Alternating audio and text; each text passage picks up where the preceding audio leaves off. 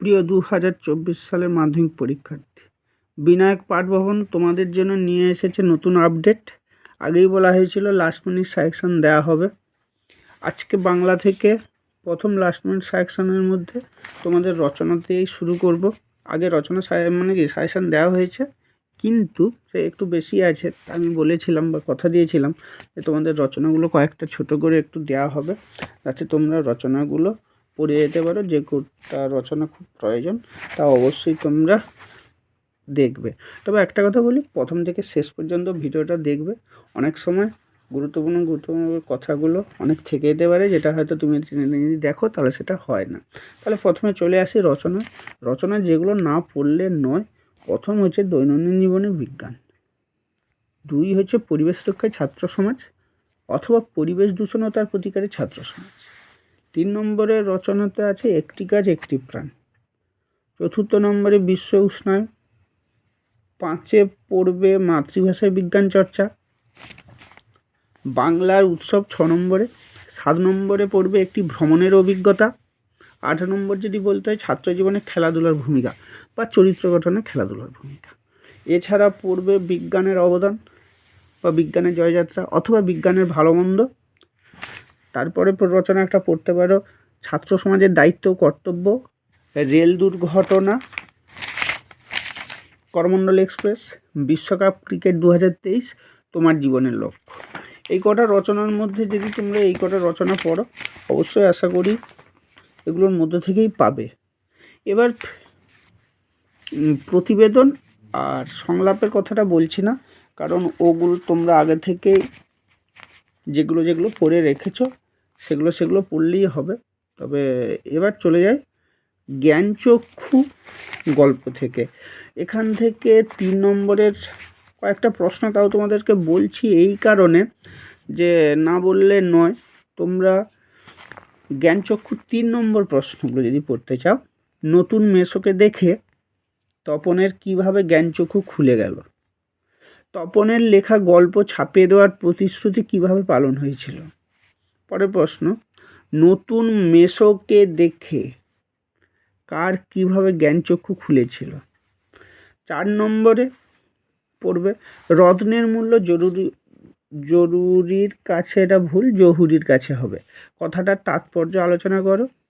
সত্যি তপনের জীবনে সবচেয়ে দুঃখের দিনটি এলো আজ, দুঃখের দিন বলার কারণ কি। বিকেলে চায়ের টেবিলে কথাটা ওঠে, কোন কথাটি ওঠে, তার প্রতিক্রিয়া কী ছিল। এবার চলে আসো 5 নম্বর প্রশ্নের। 5 নম্বর প্রশ্নে আমি প্রথমেই চলে যাচ্ছি বহুরূপী। প্রথম প্রশ্ন, খুব চমৎকার পাগল সাজতে পেরেছে লোকটা, সে কিভাবে পাগল সেজেছিল, এ কথা বলার কারণ কি। পরের প্রশ্ন, হরিদার জীবনে সত্যি একটা নাটকীয় বৈচিত্র্য আছে, নাটকীয় বৈচিত্র্য কি। সন্ন্যাসীর গল্পটা শুনে কি হরিদার মাথার মধ্যে কোনো নতুন মতলব ছটফট করে উঠছে। সন্ন্যাসীর গল্পটা কি, বক্তাকে, মতলবটা বর্ণনা করো। পরের প্রশ্ন, খাঁটি মানুষ তো নয়, বক্তা কে, তিনি খাঁটি মানুষ নন কেন। পরের প্রশ্ন, বহুরূপী গল্পে হরিদার চরিত্রটি আলোচনা করো। পরের প্রশ্ন, সে ভয়ানক দুর্লভ জিনিসটা কি, কোন প্রসঙ্গে কথাটি বলা হয়েছে, কথাটির তাৎপর্য আলোচনা করো। পরের প্রশ্ন, আজ তোদের একটা জবর খেলা দেখাবো, এই কথাটি কে কাদের বলেছে, জবর খেলাটির বর্ণনা দাও।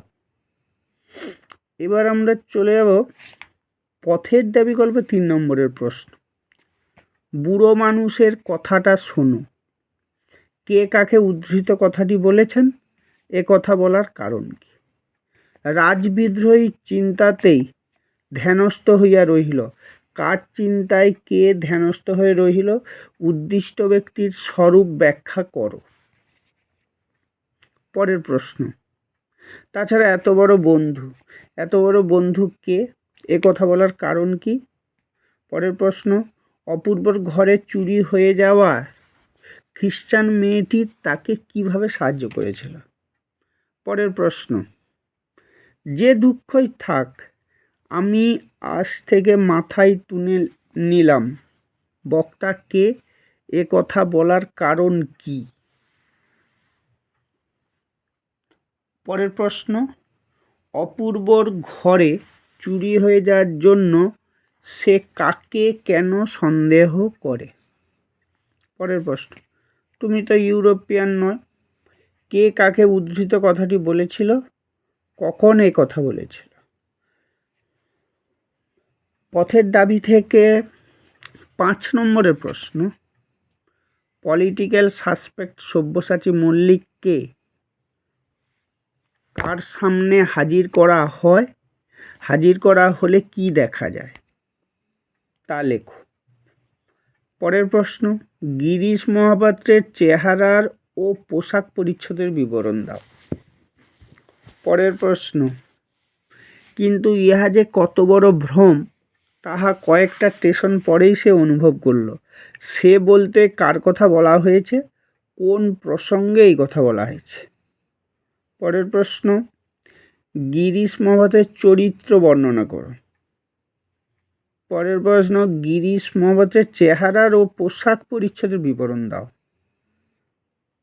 পরের প্রশ্ন, কেবল আশ্চর্য সেই রোগা মুখের অদ্ভুত দুটি চোখের দৃষ্টি, এখানে কার কথা বলা হয়েছে, চোখ দুটি সম্পর্কে কি বলা হয়েছে তা লেখো। এবার অদল বদল থেকে 5 নম্বরের প্রশ্ন কয়েকটা লেখো। এই আওয়াজে মুখরিত হয়ে উঠল, কোন আওয়াজের কথা বলা হয়েছে? এই আওয়াজে মুখরিত হয়ে ওঠার কারণ কি ছিল? এটা একটা প্রশ্ন। পরের প্রশ্ন, কি খাঁটি কথা, খাঁটি কথাটা কি, মন্তব্যটি আলোচনা করো। পরের প্রশ্ন, ও আমাকে শিখিয়েছে খাঁটি জিনিস কাকে বলে, কার কথা বলা হয়েছে, খাঁটি জিনিসটি কি, তা লেখো।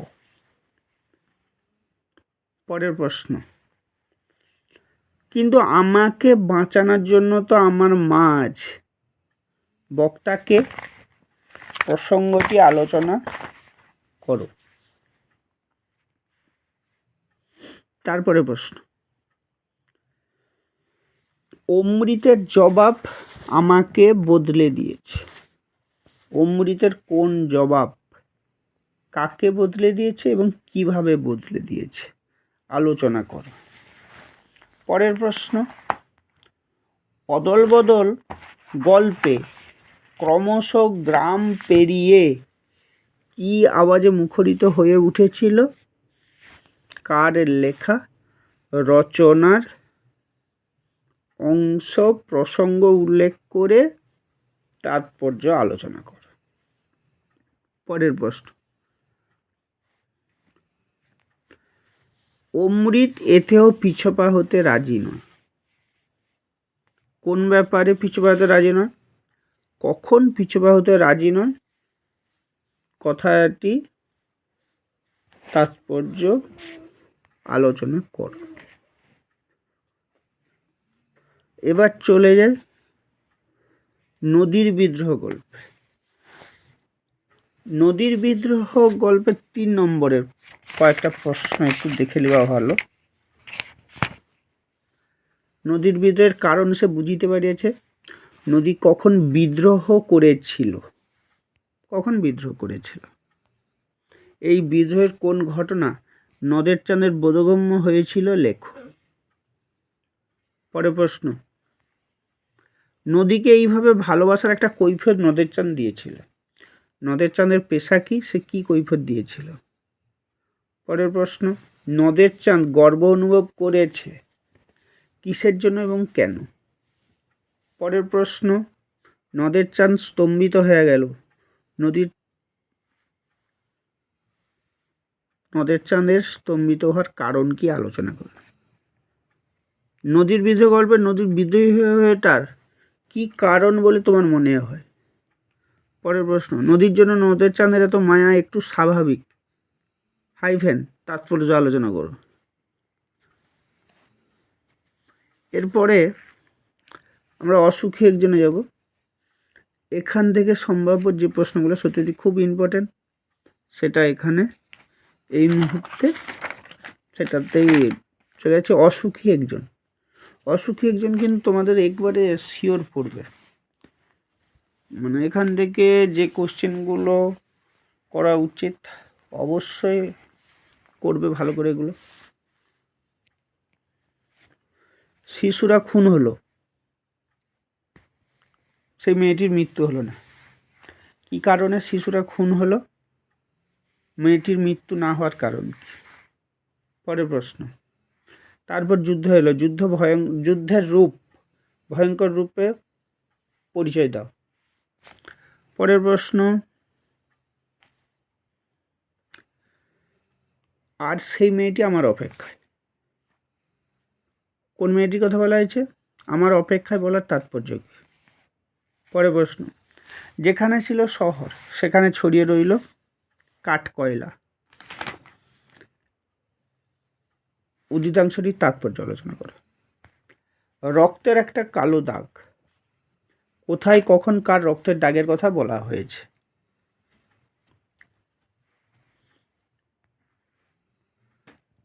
পরের প্রশ্ন, অসুখী একজন কবিতাটিতে কে অসুখী, কেন অসুখী?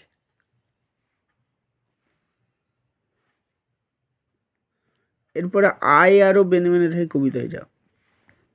কবিতা থেকে যে কটা 5 নম্বরের প্রশ্ন এখান থেকে অবশ্যই পাবে, খুব গুরুত্ব সহকারে এই কথাটা বলছি। কিন্তু প্রথম প্রশ্ন, আমাদের ইতিহাস নেই, অথবা এমনই ইতিহাস আমাদের চোখ মুখ ঢাকা।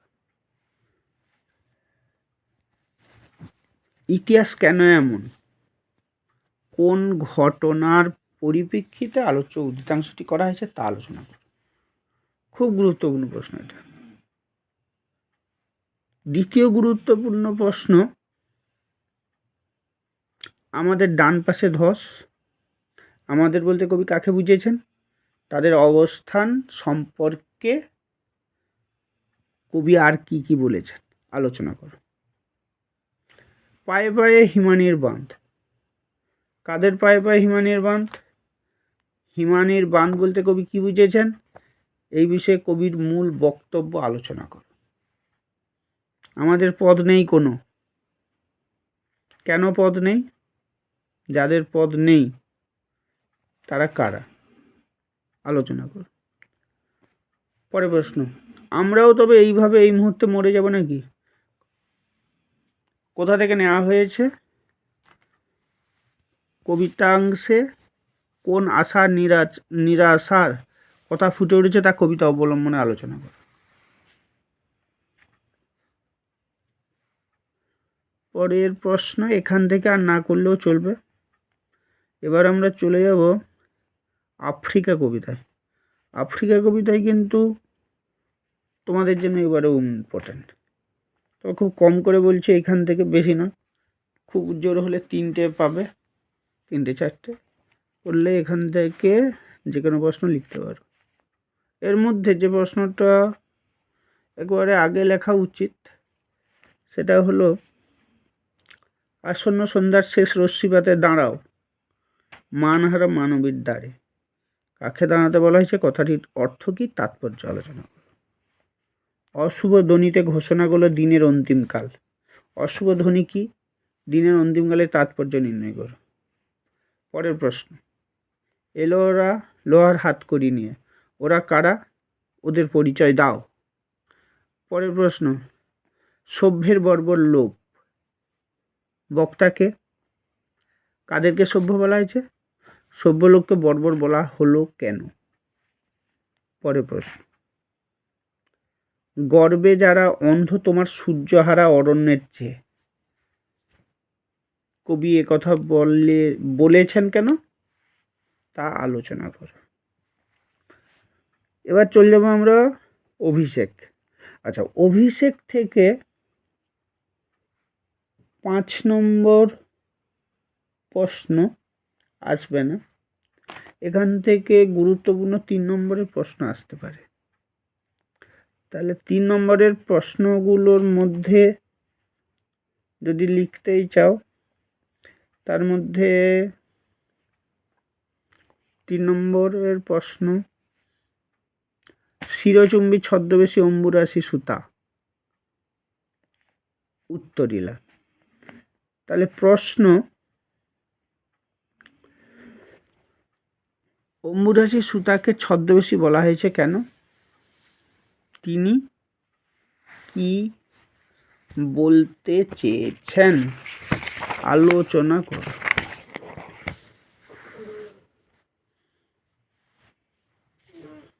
হ্যাঁ, এরপরে যাও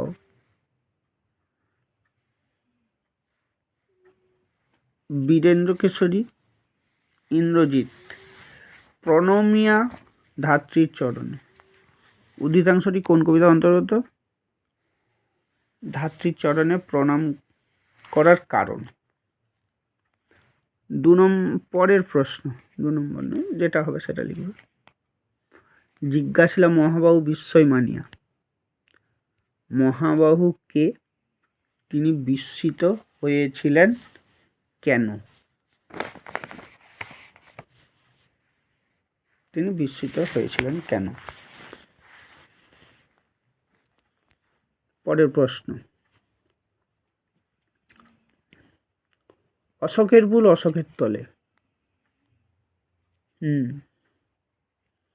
প্রসঙ্গ উল্লেখ করে উপমাটি সংক্ষেপে আলোচনা করে। পরের প্রশ্ন, বিরাট পুত্রসহ উদ্ধারিতে গোধন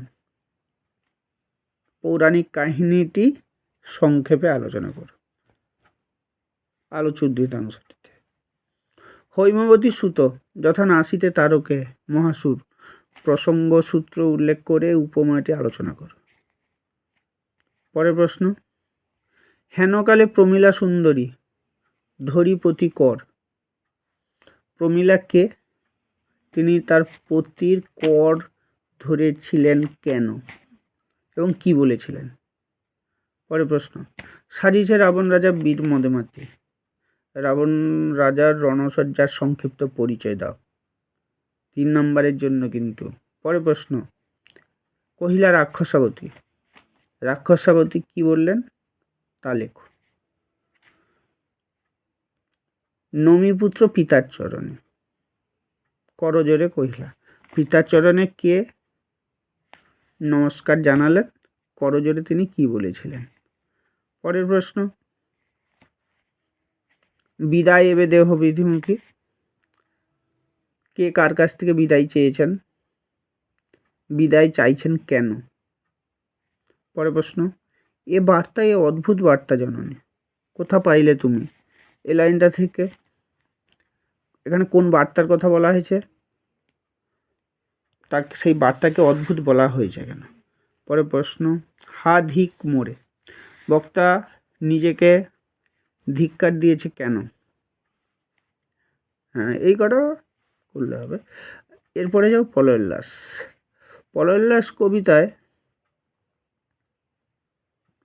3, 5 দুটোই খুব গুরুত্বপূর্ণ। লেখো তোমরা। প্রথমেই, মহাকালের চন্দ্ররূপে ধূম্রধূপে বজ্র শিকার মশাল জেলে আসছে ভয়ঙ্কর, উদ্ধৃতাংশটিতে কোন কবিতার অন্তর্গত? মহাকালের স্বরূপটি আলোচনা করো। বড় প্রশ্ন কিন্তু। পরের প্রশ্ন, আসছে এবার অনাগত প্রলয়ের নেশার নিত্য পাগল, সিন্ধুপাড়ের সিংহদ্বারে ধমক হেলনে ভাঙলো আগর, উদ্ধৃতাংশটি তাৎপর্য সহ আলোচনা করো। কাল ভয়ঙ্করের বেশে এবার ওই আসে সুন্দর, কাল ভয়ঙ্কর কে, তার ভয়ঙ্কর রূপের বর্ণনা দাও, তাকে সুন্দর বলা হয়েছে কেন? বড় প্রশ্ন কিন্তু এটা। সর্বনাশী জ্বালামুখী কে এবং কেন? পরের প্রশ্ন, অট্টরোলের হট্টগোলের স্তব্ধ চরাচর, চরাচর স্তব্ধ কেন? অট্টরোলের হট্টগোলটা কি? কাল ভয়ঙ্করে বেশে এবার ওই আসে সুন্দর, কাল ভয়ঙ্কর কে, তার ভয়ঙ্কর রূপের বর্ণনা দাও, তাকে সুন্দর বলা হয়েছে কেন? পরের প্রশ্ন, তোরা সব জয়ধ্বনি কর। তোরা বলতে কাদের কথা বোঝানো হয়েছে, কাদের জন্য তারা জয়ধ্বনি করবে? পরের প্রশ্ন, গড়তে জানে সে চিরসুন্দর, কে কিভাবে চিরসুন্দরকে গড়তে পারে আলোচনা করো। ওই নূতনের কেতনরে কালবৈশাখীর ঝড়, উদ্ধৃতাংশটি কোন কবিতার অন্তর্গত প্রসঙ্গ উল্লেখ করে উদ্ধৃতাংশটির তাৎপর্য আলোচনা করো। পরের প্রশ্ন, অস্ত্রের বিরুদ্ধে গান থেকে, অস্ত্রের বিরুদ্ধে গানের 3 নম্বর প্রশ্ন একটু গুরুত্বপূর্ণ। 3 নম্বর প্রশ্নটা এখান থেকে পাওয়ার সম্ভাবনা সব থেকে বেশি, তবে 3 নম্বর প্রশ্নগুলো দেখো। হাত নাড়িয়ে বুলেট তাড়ায়, কে কিভাবে হাত নাড়িয়ে বুলেট তাড়ালো আলোচনা করো। গানের বর্ম আজ পড়েছি গায়ে, কে এই বর্ম গায়ে পড়েছে? গানের বর্ম বলার তাৎপর্য আলোচনা করো। বর্ম খুলে দেখো আদুর গায়ে, আদুর শব্দের অর্থ কি, কে বর্ম পড়ে আছে? পরের প্রশ্ন, হাত নাড়িয়ে বুলেট তাড়ায় কোন কবিতার অন্তর্গত, কে কিভাবে বুলেট তাড়ালো আলোচনা করো, বা কে কিভাবে বুলেট তাড়াতে চায় তা আলোচনা করো। আমার শুধু একটা কোকিল, বক্তাকে কোকিল শব্দটি ব্যবহারের তাৎপর্য আলোচনা করো। গান তো জানি একটা দুটো, আঁকড়ে ধরে সে খড়গুঁড়ো, বক্তাকে তার বক্তব্যের তাৎপর্য আলোচনা করো। এবার চলে যাই সিন্ধুর তীরে কবিতায়। সিন্ধুর তীরে কবিতা থেকেও 3 এবং 5 আসার সম্ভাবনা প্রচুর। তবে একটা কথা বলে রাখি, ভিডিওটা কিন্তু একটু বড় হচ্ছে সব প্রশ্নগুলো একসঙ্গে দেওয়ার জন্য, তো সেক্ষেত্রে ক্ষমা প্রার্থী। বিনায়ক পাঠভবন, সিন্ধুতীরের কবিতার প্রশ্নে আসছে। পঞ্চকন্যা পাইলা চেতন, পঞ্চকন্যা কাদের বলা হয়েছে? পঞ্চকন্যা কিভাবে চেতনা ফিরে পেয়েছিল? কন্যারে ফেলিলে যথা, কন্যার পরিচয় দাও, তাকে যেখানে ফেলা হয়েছিল সেই স্থানটি কী রূপ ছিল তা আলোচনা করো। বিস্মিত হইল বালা, বালাকে তার বিস্মিত হওয়ার কারণ কি? 3 এবং 5 মধ্যে কিন্তু এগুলো। সিন্ধুতীরের কবিতার সমুদ্রকন্যার চরিত্রটি সংক্ষেপে আলোচনা করো। পরের প্রশ্ন, বাহুরূপ কন্যার জীবন, বাহুরূপ শব্দের অর্থ কি, কোন কন্যার কথা বলা হয়েছে? কন্যার জীবনকে ফিরিয়ে কে আনতে চায়, কিভাবে সে কন্যার জীবনে ফিরিয়ে এনেছিল তা আলোচনা করো।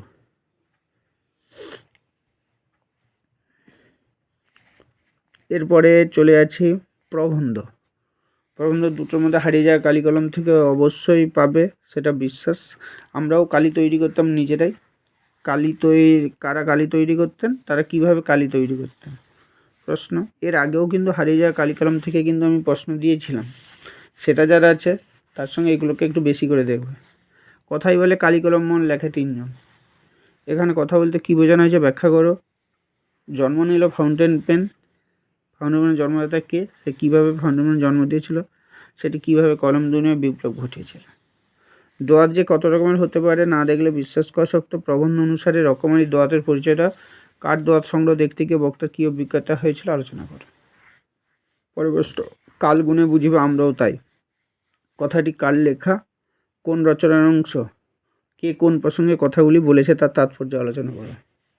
পরের প্রশ্ন, আমরাও কালি তৈরি করতাম নিজেরাই, কারা কালি তৈরি করতেন, তারা কিভাবে কালি তৈরি করতেন। বাংলা ভাষা বিজ্ঞান থেকে যদি প্রশ্ন কেউ করতে চাও করতে পারো, তবে হারিয়ে যাওয়া কালি কলম থেকে যদি বেশি করে করে তখন ওখানে 5 নম্বরের জন্য, 4 নম্বরের জন্য বা 5 নম্বরের জন্য এছাড়া আর প্রয়োজন নেই, ওইখান থেকে করলেই তো হয়ে যায়। আর যদি কেউ বাংলা ভাষায় বিজ্ঞান করতে চায় তার জন্যও কয়েকটা প্রশ্ন দেওয়া থাকলো। 1 নম্বর প্রশ্ন, এই দোষ থেকে যুক্ত না হলে বাংলা বৈজ্ঞানিক সাহিত্য সুপ্রতিষ্ঠিত হবে না। কোন দোষের কথা বলা হয়েছে? বৈজ্ঞানিক সাহিত্য কীভাবে প্রতিষ্ঠা হবে তা আলোচনা করা। আমাদের আলংকারিকগণ শব্দের ত্রিবিধ কথা বলেছেন। আলংকারিক বলতে কী বোঝায়? আলংকারিকদের ত্রিবিধ বিষয়টি বর্ণনা করো। পরে প্রশ্ন, এই কথাটি সকল লেখকেরই মনে রাখা উচিত। এখানে কোন কথাটি বলা হয়েছে? এ প্রসঙ্গে পাবলিক যেসব ত্রুটি কথা বলেছেন তা লেখো।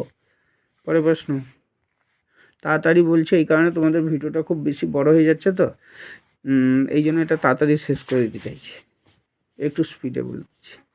বাংলা ভাষা বিজ্ঞান রয়েছে এখনও নানা রকম বাধা আছে। বাধাগুলো কী কী? এ ব্যাপারে কলকাতা বিশ্ববিদ্যালয়ের ভূমিকা কীরূপ? পাশ্চাত্য দেশের তুলনায় এ দেশের জনসাধারণের বৈজ্ঞানিকের নগণ্য এমন বক্তব্যের কারণ কী?